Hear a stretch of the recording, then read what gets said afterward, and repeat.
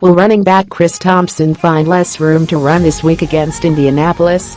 Christian Peterson. Getty Images, by Les Carpenter. Les Carpenter, reporter covering Washington Redskins and NFL. Email bio follows September 14 at 8:23 a.m. Sunday starts of stretch in which the Redskins will face 4 consecutive quarterbacks who fit the definition of elite.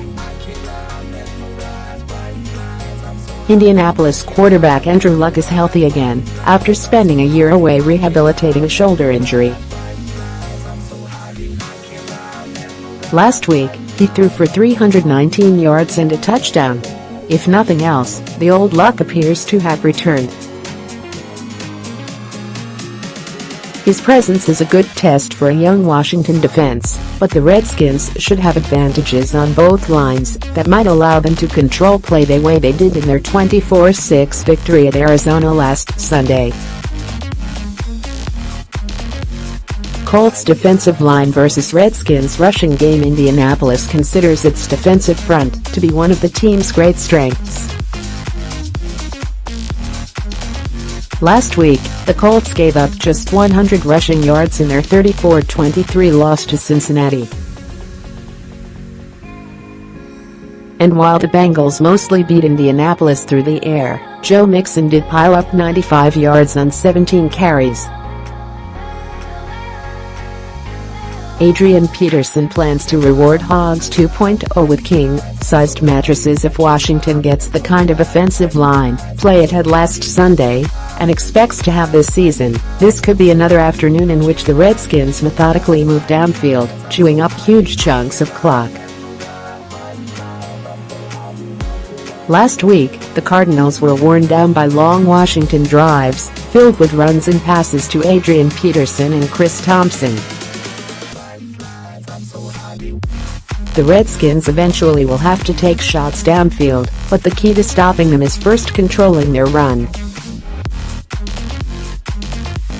Andrew Luck vs. Redskins defense. Luck threw 5 touchdown passes in his only meeting against the Redskins back in 2014. While this Washington defense is different from that one, he still represents a huge threat. Luck is the first of a string of top quarterbacks the Redskins face, and they must see this game as a test of a defense that was dominant last week against Sam Bradford. Nobody knows comebacks like Colts coach Frank Reich. Luck completed a career-high 75% of his passes last week and is playing for a pass-first head coach in Frank Reich. Washington's secondary was rarely challenged by Bradford. That will not be the case this week.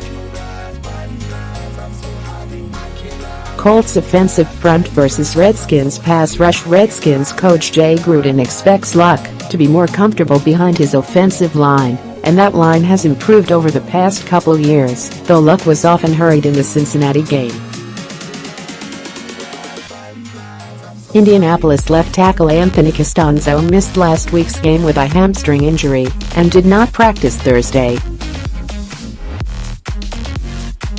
If he can't play, the line will reshuffle, forcing several players out of position.